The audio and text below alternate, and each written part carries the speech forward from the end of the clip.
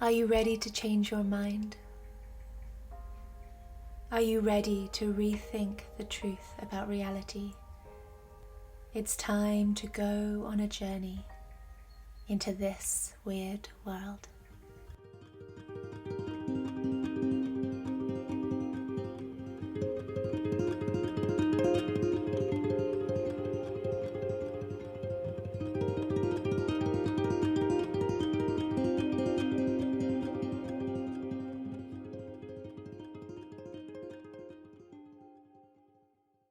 Hello and welcome back to This Weird World. My name is Tansy and I am your host for this show.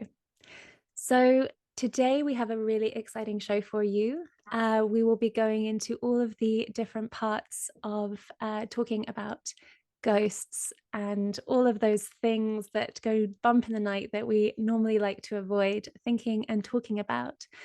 But we really wanted to gather together today to bring into our conversation and into your awareness just this topic of ghosts and spirits and branching into the unseen. And we're just going to really have a conversation and just see where that takes us. So I'm really excited to welcome onto the show Jacqueline Allen and Zoe Shomaker. So if you can both, ladies, introduce yourselves, just say where you are and just a little bit of background about kind of what you do, essentially. So maybe start with Jacqueline. Yes. Hi, Tansy and Zoe. I'm so excited to be here with you too. And my name's Jacqueline, and I'm an acupuncturist and an astrologer, and I live in Colorado.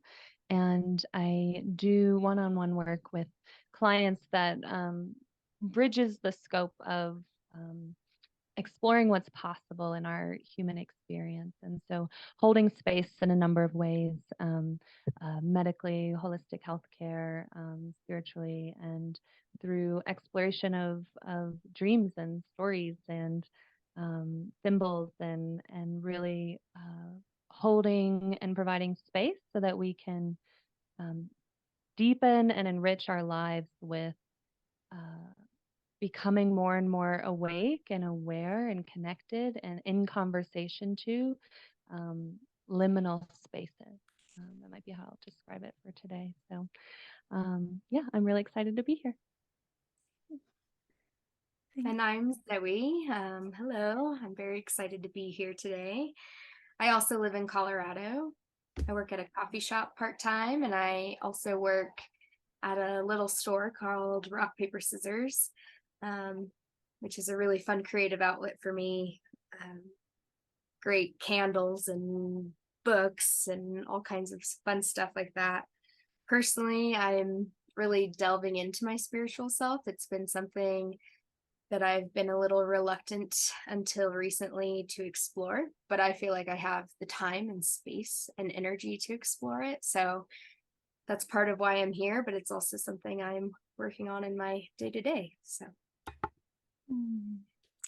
Well, thank you both so much for being here and for supporting me in this conversation around ghosts and this space.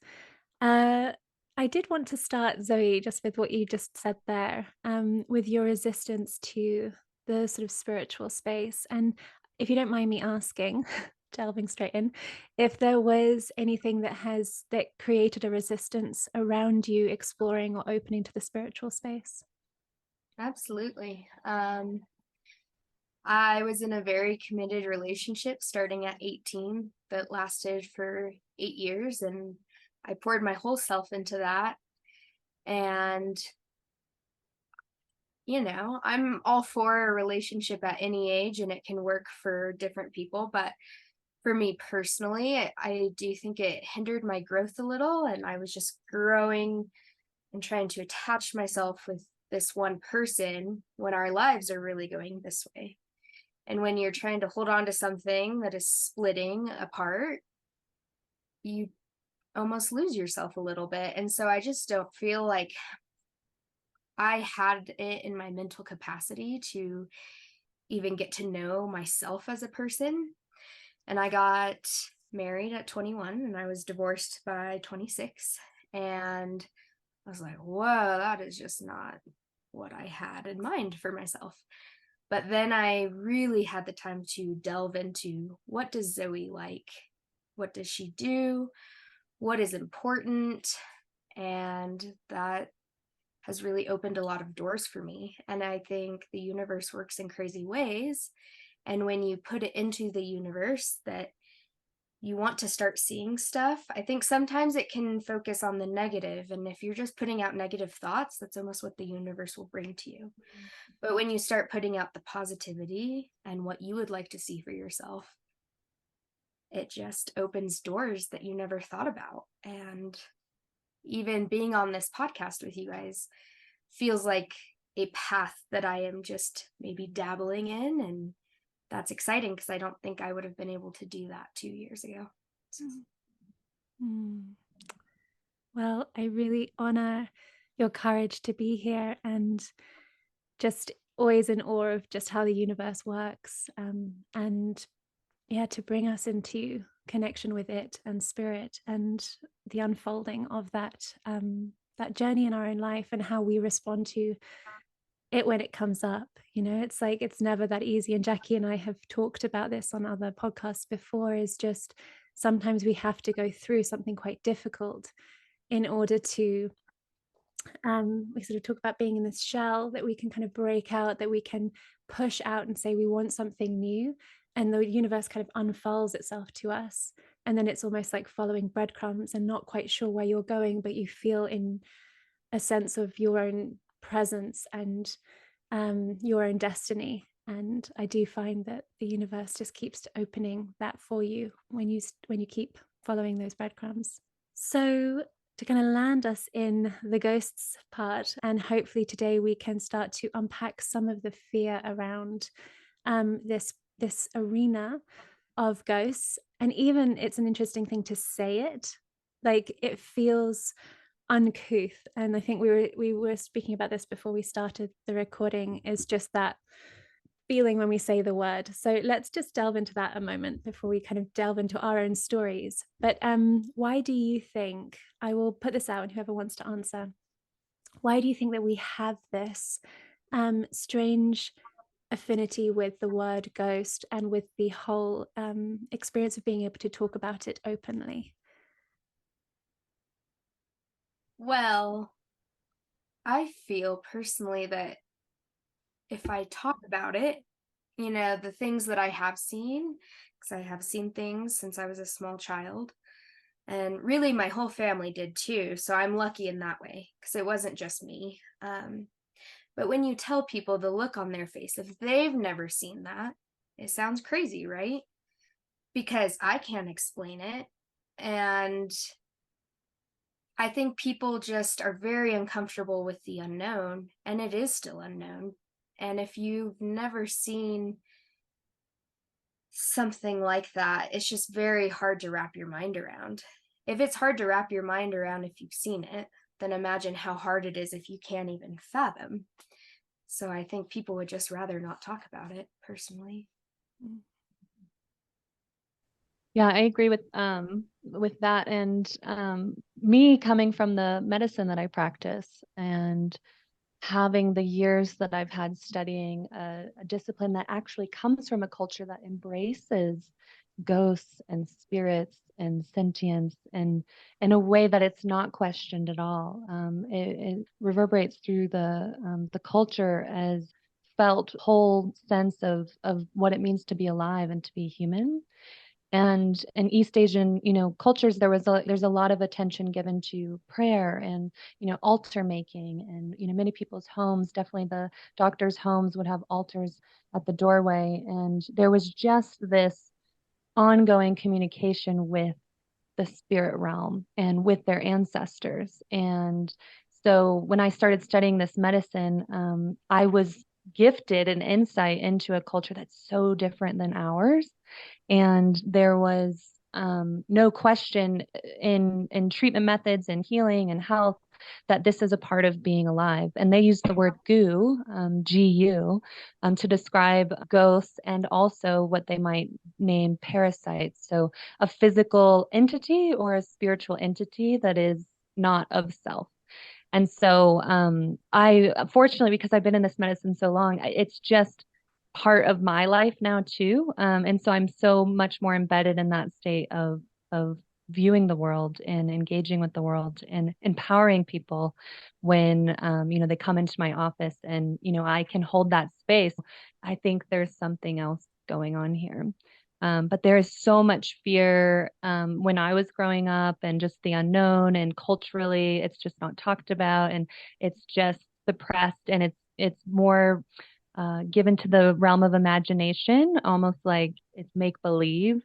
And so it can be really disheartening when people, know their truth and are met with that. So that's part of my heart in today's conversation, is providing that space where there's just no question, and okay, well, what do we do now? What does this mean? And how can we navigate in dual relationship? Love that from both of you. Yeah, I think that through time, with people being told that what they are experiencing and seeing is not true, there's a real sense of like lack of self-belief and like a sense of self-trust. And I think that that can have a really strong impact in the way that we live life, and that we kind of can't fundamentally trust our own experience. I think providing safe places where people can express what they have experienced, and being held and listened in a place that is welcoming, is so important. And I know that you and me, Jackie, both offer that. And I think I would hope that our society flourishes in this way of really holding space for people's experiences, and knowing that everything exists and everything is possible. This limited idea of what reality is so limited. And what I find really interesting, so answering my own question, as well, as like the uncouth piece about why we can't really talk about ghosts, and yet we can talk about Reiki or even angels, or like different healing modalities that are also invisible, but that we can say, okay, well, we welcome that. We welcome a Reiki healing, or we welcome, I do soul retrievals, and people will welcome that. People will welcome the movement with the soul. They will welcome spirits of plants and trees, like with healing essences and things like this.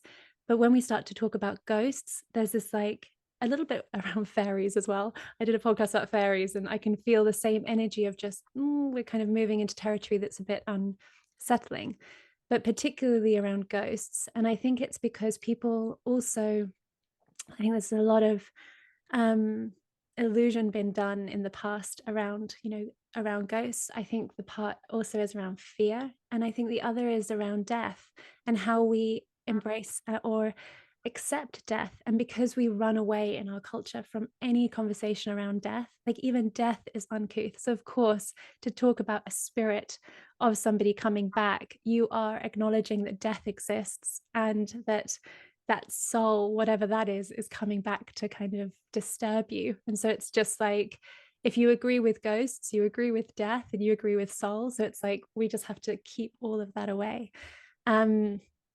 And so it's a really interesting kind of observation of our own culture. And yeah, to look to those cultures that are ancient and see how they actually respond to ghosts and spirits. And obviously there are spirits of animals and trees and plants, and there's going to be spirits of us. So yeah, and some that get caught. So and many different types of spirits and ghosts. So on that side, I wonder if, before we even talk about our ghostly experiences, because we're going to get there, and I'm excited to hear both of yours. But what do you think ghosts are, if you have any kind of sense or feeling? Well, I personally think energy never dies. So that energy, when we leave our body, has to go somewhere. And part of me thinks that that can be recycled into another life or another plane. But I do think sometimes energy gets stuck and it needs help moving on. I think sometimes they want to be heard. In fact, I know they want to be heard. That's why people have ghost experiences.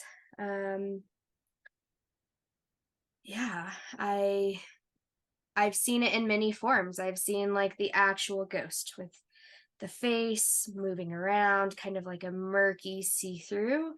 I've seen orbs. I have seen dark masses, like black masses.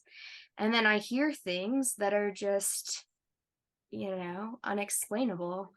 And so I think personally, it can change how it wants to be viewed, this energy. I think it has different strengths. I think some energy has been here a long time and has been stuck, and I think some is new.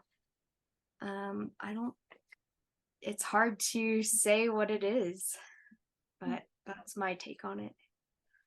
Yeah, I've been toying with the feeling into the ancient energy, an energy that's been around a long time, and then the more recent energy, because that has tended to be how I've felt into ghosts, is with family members who have passed away. And I heard this recently, and I'm not remembering where I heard it, but they said there's 2 times that we die. One when we die, and then one when our name is said for the last time. And I never thought about that before. And I never thought about the power of the collective when we remember our loved ones, because we're still alive and they're still living through our memories. For, someone who's more famous or well-known, the collective holding that energy alive, just in our embodied awareness of them being alive at one point. And so it almost felt like when I was feeling into it, that there was this liminal space where ghost energy that has recently passed is just a little bit closer to our physical world. And if there isn't any messy, unsolved endings, things like that, then eventually, as that person is remembered less and less, and as their loved ones cross over, that potentially they, start to reach those further spaces, potentially less accessible. But I do think we can summon things and welcome energy in unknowingly. And so we just forget how powerful we are and how connected we really are all the time. But yeah, I was exploring just that idea of these two deaths, and I just thought it was really fascinating.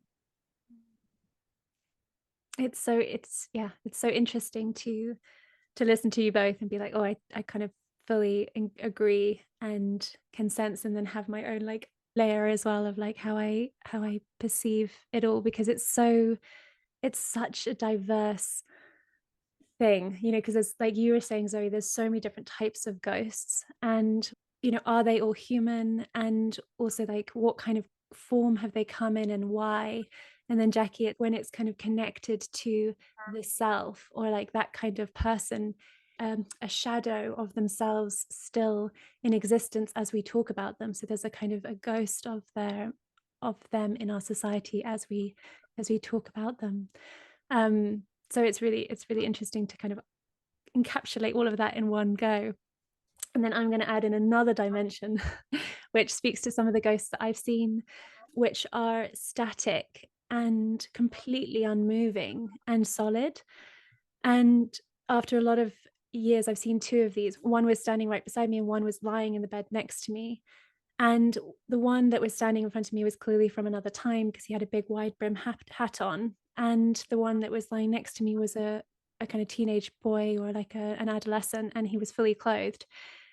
And having done lots of research, I discovered that there are these glitches almost in the time space of reality. So we think of reality and time being linear, but it's not. It's kind of folded in on itself, and it's kind of all over the place. And there are moments when 2 times can cross over. And so a kind of an image of another time is stuck in our present time.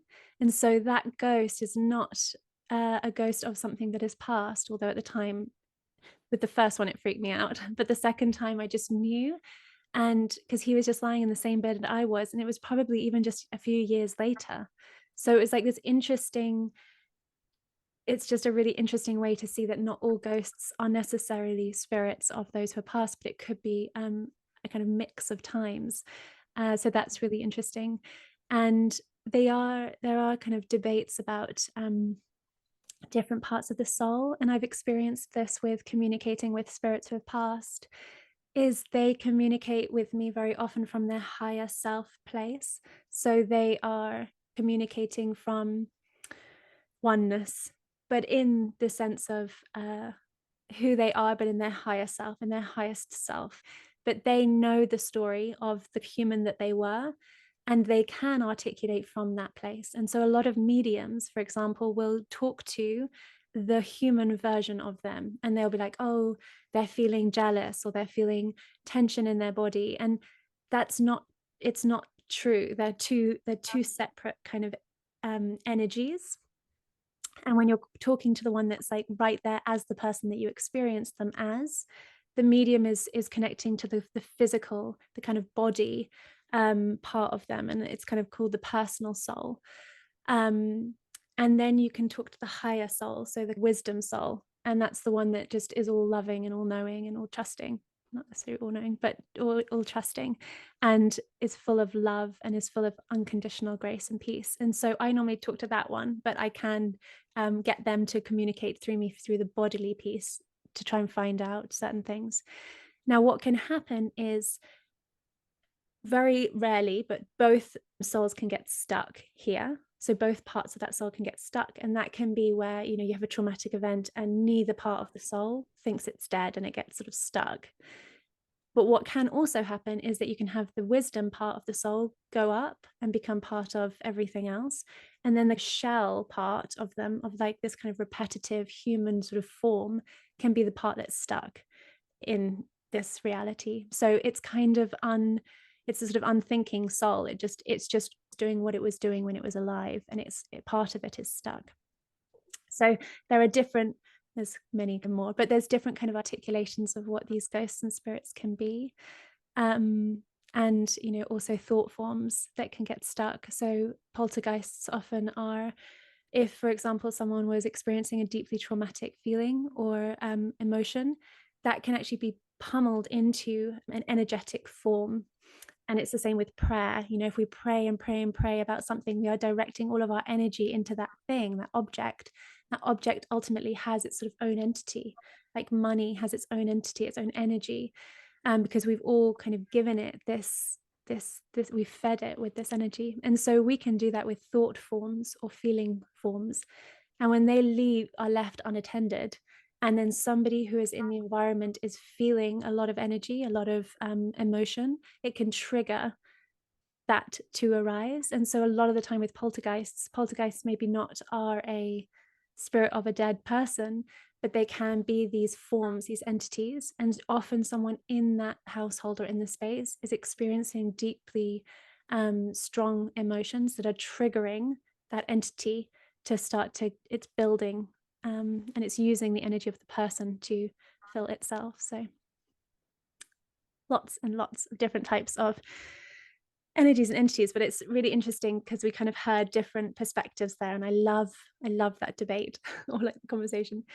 So let's jump into the ghost stories.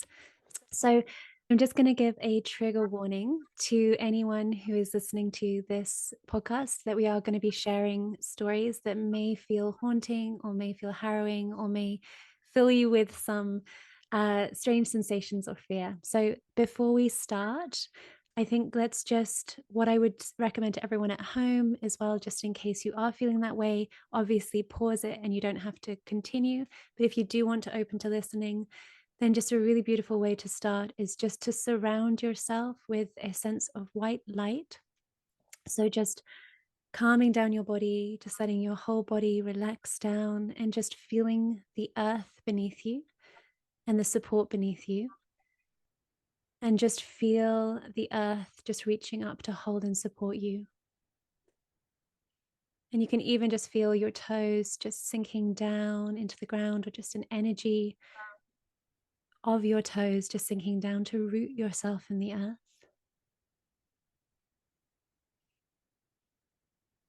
And then just opening up your crown chakra. So just opening yourself up to all of the love of the universe and feeling that descending down into your body and over your body, and filling your heart and all of your cells, your bones, your muscles, feeling really safe and supported. And then when you're ready, just extending out of yourself a shield of light, creating this beautiful protection around yourself that's just shimmering about a foot or 2 feet around yourself, noticing it around your head, around your body, around your legs, just holding yourself in this orb of light and protection, knowing that whatever we're talking about today, you are protected and you can just be witness to it and not to take anything on or in. And to ask that this orb protects you and is filled with love and safety and support. And when you feel strong in that shell of protection, you can return to listening. And then Zoe will share. Yeah, so I don't think my parents really had any ghost or paranormal experiences really until I was born. And once I was able to communicate with them, they kind of, I don't really remember probably until I'm about 7 or 8, but I was told there were some before that. And really, I experienced them weekly or multiple times a week from the time I was like 7 or 8 until I was still living with my parents in high school, so about 17. And that's probably where most of my experience happened. But I guess I'll just start with maybe the one that comes to my mind first. And I guess it comes to my mind first because it's very potent and I still don't understand it. And I still have a little fear, but a lot of intrigue based around it. So I was at my house, and I've never really had anything happen that's not at my house. And it's not just house specific, it's more just wherever my home is at that time, if that makes sense. So it's not like I think that my childhood home was haunted. But we lived in a tri-level house, and kind of paint the picture. My parents' room was at the top of the stairs. It was just like right off the stairs. And then there was a hallway where my room was. And I was just going up the stairs, and it's almost like something tripped me going up the stairs. Like it was just kind of an energy force that I couldn't necessarily see, but it stopped me in my tracks. And in my parents' room, there was a very tall black figure, kind of like a person, but you couldn't see any facial expressions or anything of that nature. It was just very dark. And it was standing upright, pretty tall. I'm only 4'11", so it's hard to say how tall it was because everything's tall to me.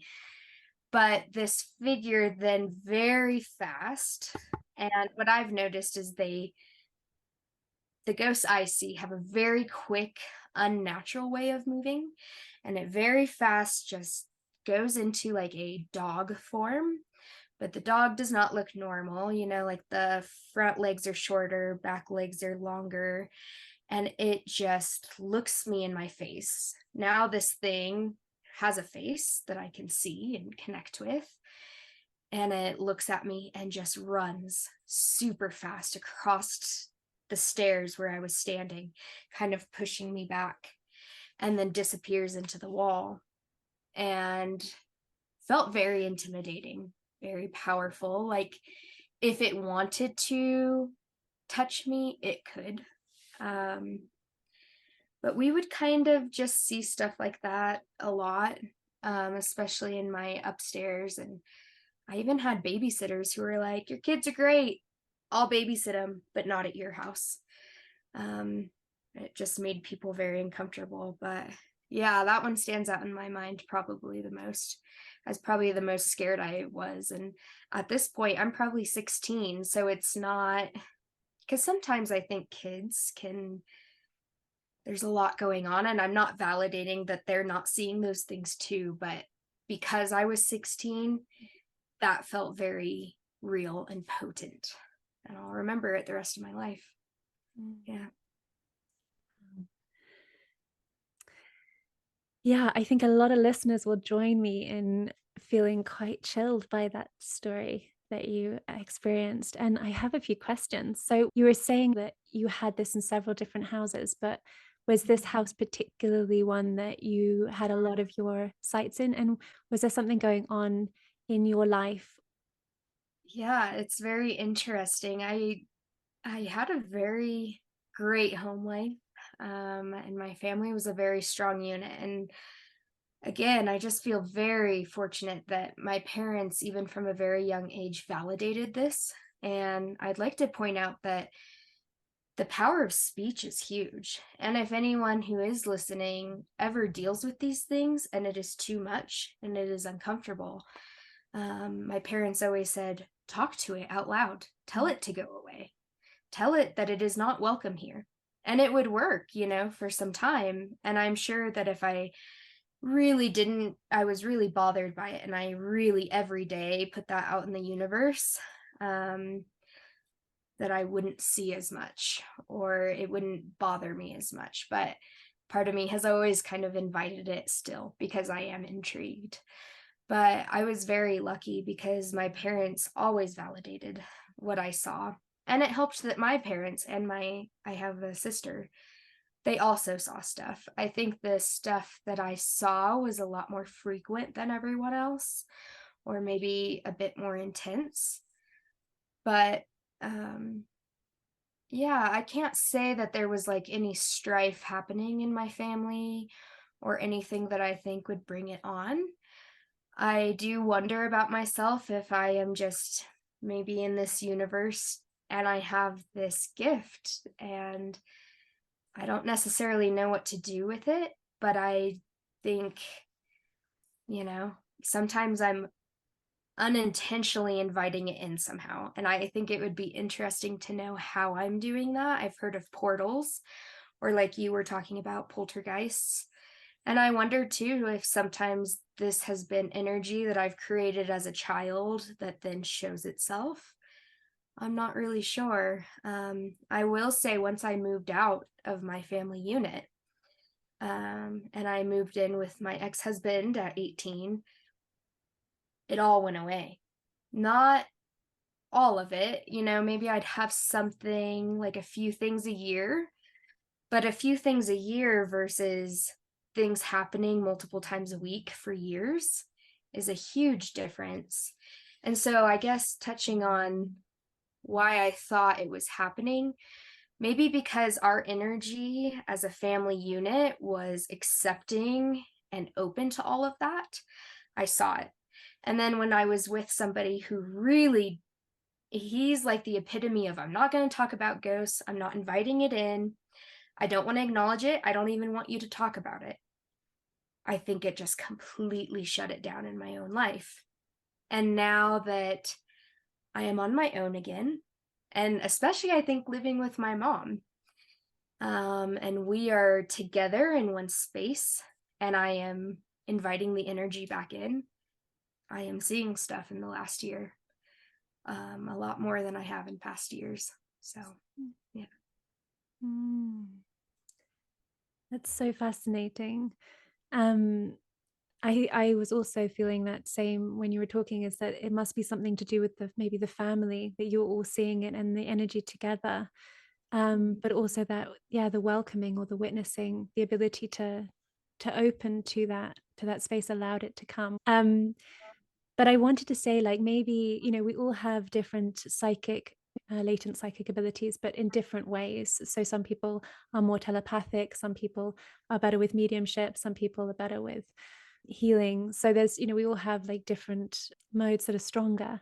So my feeling would be that this might be a path that you would pursue, is something to do with mediumship, where seeing them on that frequency, I think it's really important to learn how to be in relationship with those spirits, with the ghosts, with these entities.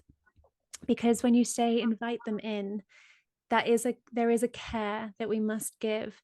And just like your parents were saying, that you can tell them to go. My father was the same, and I was so fortunate as well to be expected and accepted and validated. And we actually had my sister, him and I all had the same experience together when we were together. So he was always very supportive of the experience and always said, tell them to go away, tell them not now. And so I think it's really important to be able to articulate that, but also to create time and space when you welcome, but that you are protected. So it could also be that your family has a connection to the spirit realm, but when we're born into this world, we aren't necessarily given a kind of book from our family, our ancestry, to be like, by the way, this is how you can work with it. So it comes to us when we're not expecting it. And yes, you don't want to close down the door, but you do need to understand how to interact, how to be in that presence, because there is strength there. Although we are living, we have much more power, much more control, but there are entities and spirits that can start to influence our judgment and to tell us that we must need to do things and things like that. That actually, when we are in our own power and we create the space and we say, okay, you may come in, but if you push me, if you are too much, you're going to leave. Rather than just going, I'm open, and if I'm walking up the stairs to bed one night and you're just there, there's two different ways of being open, and one is where you are in control of the openness and in control of the closeness, and one when you are kind of just susceptible. So just being aware of that. But it sounds like something that you should definitely tune into. It's a really powerful skill. Yeah, it's something that would be really interesting to work with. Yeah. What has happened recently for you? So it was very odd. My mom works at a restaurant here in town and she waits tables. And this lady she'd never met before, she strikes up conversation about her jewelry, I think. And this lady goes on to tell my mom, I'm a psychic. And you have a daughter here in town, and I'm supposed to meet her. So my mom comes home and tells me this. I'm like, Mom, you can't be making dates for me. Like, that just sounds crazy. And we had this meeting scheduled, but I just really wasn't sure if I wanted to go through with it. It just felt really out of my comfort zone.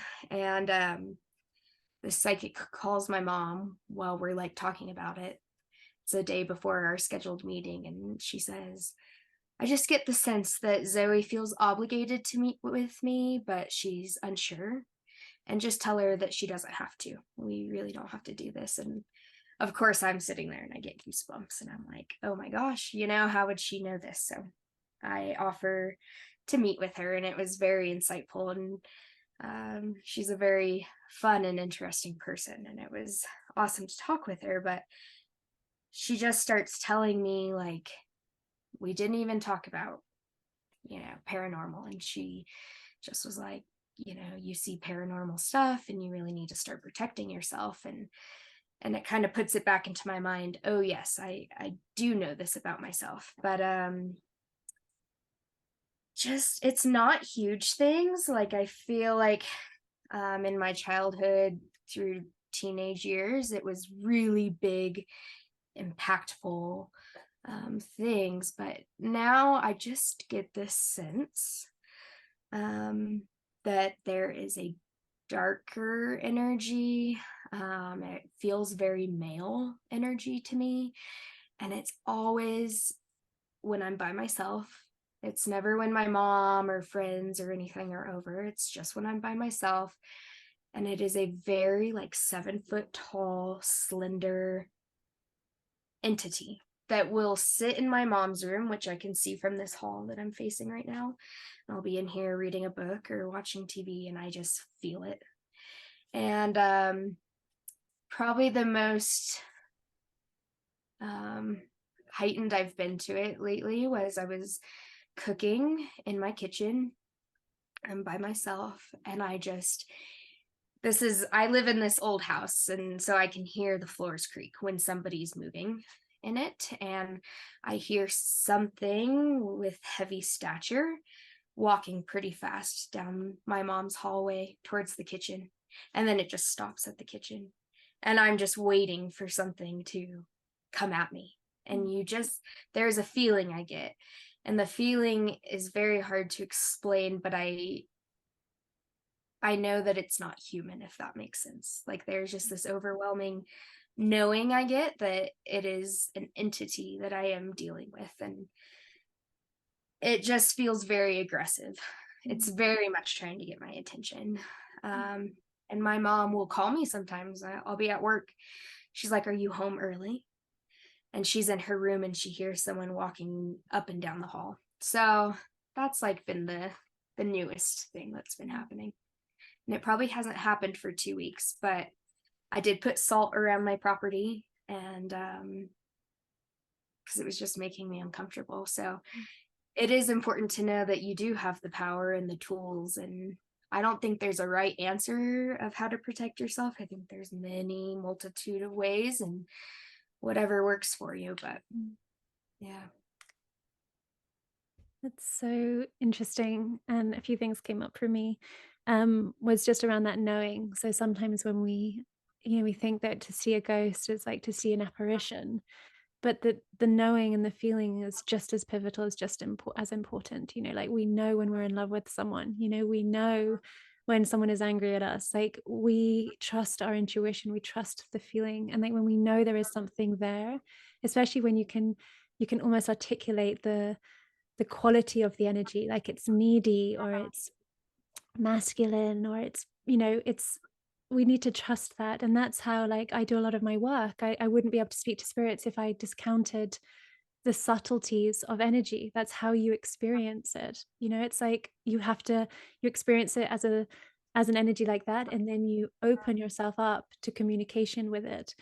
I don't get ghosts kind of appearing like I used to as a child since I've taken control. And I've been pushed to that. There has been some pretty horrific things that I've had that have pushed me to be really strong with my boundaries.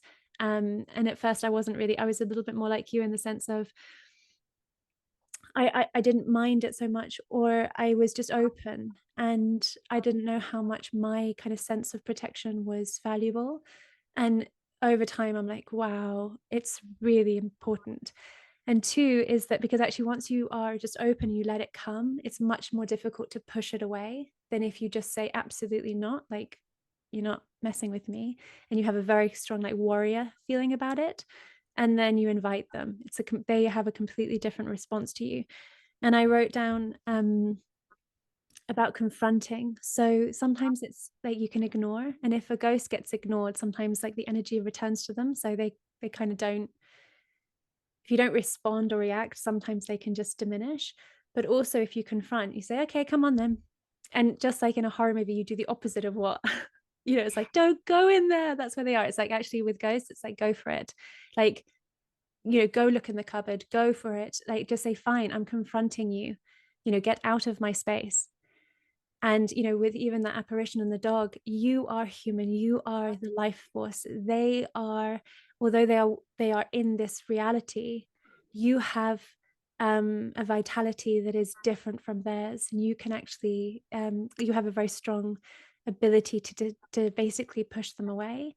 So your vitality is very strong, your heat is very strong. That's why light can really disperse ghosts as well in a space. So forcing your heat and being like, you approach them, get out, get out, get out. And sometimes you can do it nicely, like, hi, is there something you want to tell me? Like, please just talk to me or go. And if you're going to talk to me, I want to hear the words, don't touch me. So it's really important to have to really be strong with your your communication. And it's fine to confront, and you can start by being polite, but if they're not responding, you can get more forceful.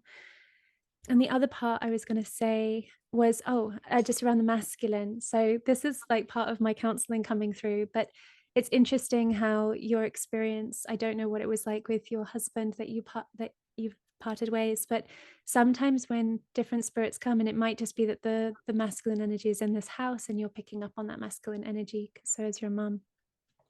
But sometimes we can have these things, these spirits coming to us when there's something to confront within ourselves, to confront the masculine, to step up for ourselves when maybe we couldn't before. And so some kind of weave of the universe is bringing energy, dominant, high, you said you're 4'11", this thing is like 7 foot, masculine. It feels like it has control of the household. And it's like, we are two women living in here. You are not welcome.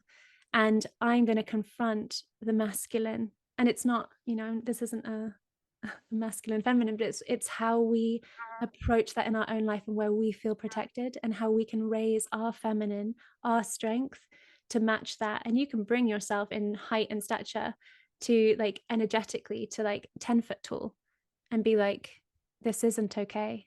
You might not be meaning to, but you're making us feel fearful.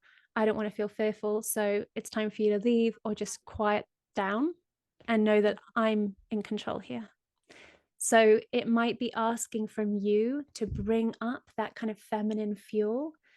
And that could just be from experiences in your life that's promoting the feminine against the masculine in this moment, or like the kind of the neutralizing of it. So would it be detrimental, or I guess dangerous, because I've never done this, but I've toyed with the idea of it? So let's say when it rushes down the hall at me, would it be a bad idea to be like, do you have something to say? Because I have no problem shutting it down if I feel afraid, but part of me is like, do you have something you want to say? But there's a part of me that is very afraid to open that up, because if I am not protected enough, can it overtake you? I don't know. Or will it just open up something that I can't stop? That's just my fear that's been holding me back from saying, is there anything you want to say? So I would say do a protection before. So just a little bit like how I did at the beginning. So creating this like bubble of protection. And I don't know if you use any entities or like the goddess or anything like that, but you can call, or guides, but even just like feeling the kind of divine energy of the universe, however that feels.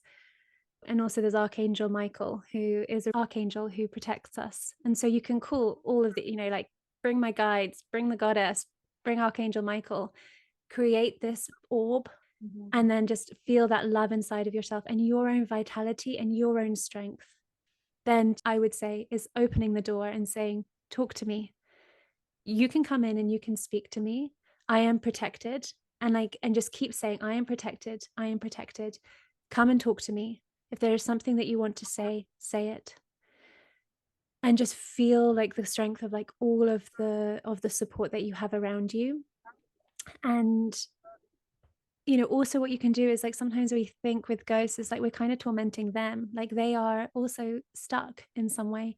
So you can also send them, go to the light, go towards the light, be free, like go home. And the thing is, a lot of a lot of ghosts that get stuck is they can't accept their death. They just can't pass through the door of acceptance, and that's what they have to do to go home. They don't want to be freaking repeating the day, running up and down corridors. So, you can say, come talk to me. Is that like, what is your unfinished business? I might not do it. I might, don't know if I can help you. I'm definitely not going to be your slave. Like none of that. Just like, is there something you want to say? And say it. But otherwise, go home, follow the light, accept your death, and it's time to go. And you can just envision a sun and just say, go there, just keep going towards the sun. And I would just practice in beforehand is protecting yourself. And then just whenever it happens, just build up that strength inside and just go, I've got this, and just confront it. Because the more you run away from it, the more it takes power. That's one of my ghost stories where something did come into me. I did get an entity. So that's what I would advise. Yeah. Thank you. That's very helpful. Yeah. Welcome. So Jackie, do you want to share some of your stories? Yeah, before I do, I just really want to touch on some of these themes I feel is so important, and really one of the reasons I have felt drawn to this space. One, while you were talking, Zoe, and thank you so much, Tansy, for building that light of protection and allowing us the space to really move into that, because that for me in witnessing of others' experiences and stories is so much of what's missing. And there's not enough space to talk about, okay, well, what are the ways that we can actively, because for me, that's just an active way of communicating with the spirit realm in a different intentional way. The same spirit realm that these ghosts and these darker energies are emerging from, but we're saying, oh, here's this protection of light.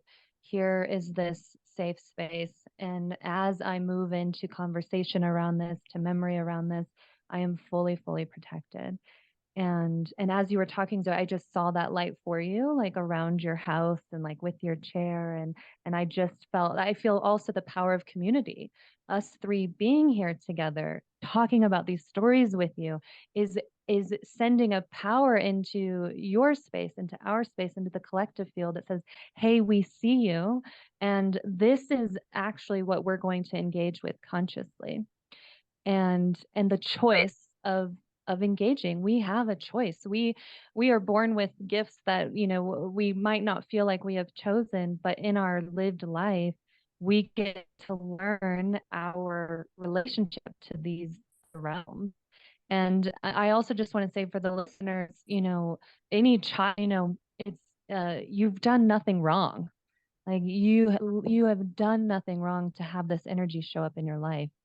The awareness becomes, oh wow, I can see, and oh wow, I can hear. And so how do I want to be in relationship to that? And I know lots of people who choose to just shut it down, who say, you know what, I have a gift and I don't want any part of it, and I'm going to shut it down. And that's okay. But I think what you're offering us, and why I just think this is so important, is the ritual of drawing in our guides and our lights and the goddess and Archangel Michael. For me, that's the same realm of ghosts. That is just the light of spirit. And so I think, Zoe, you have just an incredible magnitude for building up that energy. Should you, give yourself the space to do so. And I just think about communities where children are taught to meditate from a young age and build their altars and talk to their ancestors, and they have the protection inherently in their life, and their grannies and aunties, and they're holding that for them because everybody believes and sees and is holding space. And so I think the offering, even in just this conversation, is collectively to start building that energy again. Because when we don't talk about it and we pretend like it's not there, it does get false strength. And just like the monsters in the closet, if we don't look and we build that up and we allow it to live, it gets stronger and stronger. Versus saying, oh, I'm the light. I can flip on a light here. Oh, let me call in, my guides, my grandma maybe who's passed, and say, can I feel her? Is she here with me? Because if you can feel them, you can absolutely feel your guides. And just the importance of, I just feel that's been so missing, and I've felt lacking in my own journey of becoming a person who holds space. It's not talked enough about, how to provide that for other people. And in my experience of the spirit realm, I feel like I've been very just gifted with protection that I didn't even know I had. And I've witnessed the power of that love and that light over any of the darker fear and confusion and stuck energy. And so but the cultivation is so profound. And so I'm just so grateful for you sharing, Zoe. I just feel the tenderness in all of this. And even, Tansy, I know you have an incredible amount of experience. And I personally, I've only had one or two really frightening experiences, but I think there's so many souls out there, and people who are listening who say, yeah, I know, I've been there. And the journey to coming back to the heart and to the light and to connecting with our ancestors and our guides, and feeling that support. And now that we've all come together and had this conversation, I hope, Zoe, too, that you can even call in this light that we've built here and use that. So I just wanted to speak to that because there was just so much that came through, and I'm just so grateful for you both sharing. And for Tansy, your cultivation of the space that you hold, I just think, having that broadcasted is such a gift because it's not automatic and it's not learned. It's something I'm still learning. And yeah, so important. Thank you, Jackie. Beautiful reflections. And yeah, just brought up a lot of really important pieces there. Around how a lot of people listening as well will have had these experiences, and how important it is to really think about the presence of our guides and all of the support that we have. And just like we can see ghosts, like we can see and communicate with our ancestors and nourish that line that supports us, like a kind of tree, like the roots of a tree that are coming up into us, that we can kind of lean back into, just feeling the support and love of the universe. And when anything gets too strong, when anything gets too difficult in our life, whether that is situations that are happening to us or feelings of fear or ghosts or whatever it is, it's like we can always ask for support from the universe. It's too much. Like, I need support and I need you to help me. Either take things out of my life that I don't need, please give me some breathing space, so that you have this communication. And so really realizing that we are not, we're not passive. We don't need to be passive in this world. It's like we are co-creating, and we get to articulate what we need and what we want. And if we don't, things happen to us. And like what you were saying, Zoe, early on, which I think was recorded, was, when we put negative energy out, the negative energy comes back. Positive, positive. There is movement.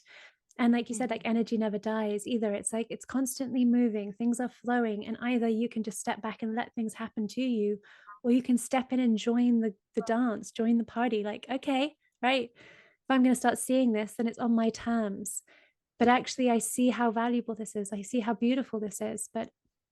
And even when we talk about dark entities or dark energy and light energies and white energy or whatever, it's all, in reality, everything is neutral. It's only our perception of it. And of course, like when we open to love, like we feel love. If we open to fear, we feel fear. And the more we fear, the more we bring into our life those things that we fear. It's like what you are giving out, you are receiving back. And so it's also, how are we in relationship to this universe? It's not just happening to us. Very much feel like since I've opened it back up and I've brought it back into my mind space, that this is something I'm ready to explore. But it has been very positive, and I haven't had this negative, because as a child I was very like, I want to move out of this house, and my parents are like, that's not going to help. And I'm like, I just want far, far away.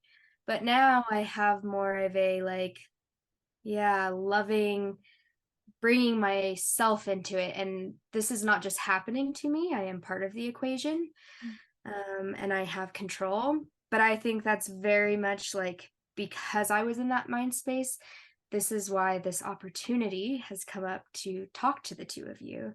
Because I don't know if like a few years ago I would have been able to like share in this kind of space. So I just really thank you guys for being willing to let me share some of my thoughts and stuff. But I definitely am going to bottle some of this like really bright light energy, and I just feel very lucky to have you two in my corner, because I do very much feel safe right now talking about this. And I don't always feel that way. I feel very vulnerable, but I feel empowered. So thank you for creating that space.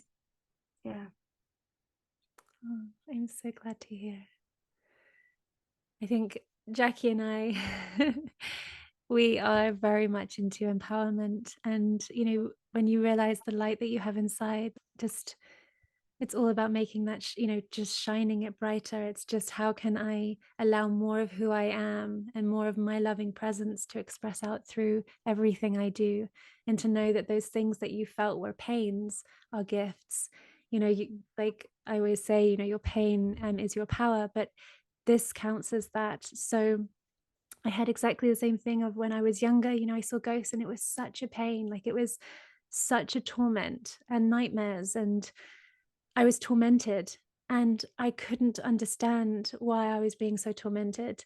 And especially because the world, when I was young, like there wasn't room to talk about it. And so this is what pushed me into kind of spirituality. And I pushed back from it for a while, and then I kind of dove into it because there were no answers in mainstream. The science couldn't answer this, and I knew that it existed. So at some point you have to say, okay, well, the articulation of the universe as it stands by society cannot articulate something that I am having a direct experience of over and over again, like you had. And when nobody can answer those fundamental questions that you're having, you feel so neglected, you feel disorientated, you feel that something's wrong with you, you feel like, kind of outside of this prism of protection of the world. You're like, I don't fit into that. Death is one of those as well, where we just don't talk about it, and it can be incredibly fearful.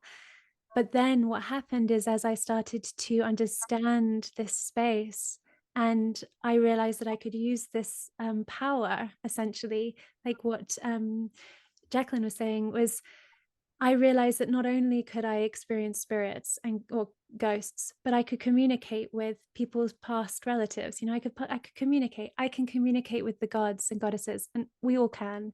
But suddenly I diverted that, and I was like, hold on a minute, I can communicate with all of these different spirits and realms. And I did shamanic work. I spent a year becoming a shamanic healing practitioner, and I can journey for people, go into their psyche, because I have sight. And I have the ability to see beyond the veil. And that is what a kind of the shamanic a shaman does. I mean, it takes a long time to be a shaman, but to do the shamanic work is a walker between worlds. And I can, I had such crazy dreams that I can do some dream healing with people.